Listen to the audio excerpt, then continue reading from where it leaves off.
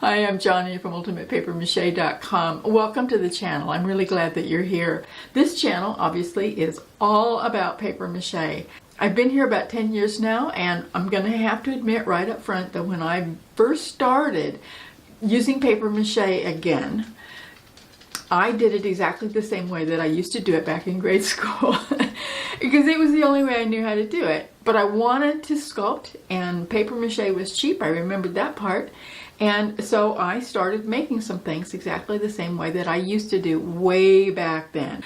But I got really frustrated with it really fast.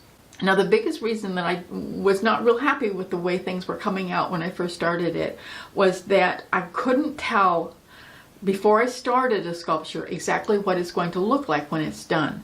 I would do it like I used to, crumpling up paper and masking tape and keep adding on and putting, I'm really into animals, so I put legs on there and a head, and I'd look at it, and sometimes even after all the paper mache was on there, I would look at it and the proportions wouldn't be quite right. So that was when I came up with the idea of using a pattern on the inside of a four-legged animal. I didn't get that idea just totally out of my own brain. I found one little sentence in an out-of-print book. I'm the only place I've ever seen anybody else doing it. But once I started using it on my blog and out on my YouTube channel, people started saying, yeah, this really works. And so there are now hundreds of tutorials both on my website and here on my channel showing you how to do that. Once I really started feeling competent in making paper mache sculptures that would look the way I wanted them to, I started getting frustrated with how long it was taking and how messy it was using paper strips and paste. And that's when I came up with the original paper mache clay recipe.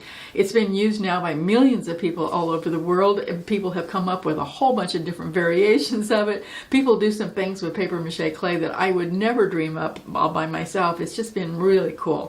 So there are hundreds of tutorials on this channel and on my website using both patterns and the paper mache clay recipe. And now really recently I've started making these three-dimensional patterns. So basically I do the sculpting part, and then you just cut out the patterns, tape them together, and you get to go straight to adding paper mache to it and painting all the hair or spots or whatever it takes to complete your sculpture exactly the way you want to.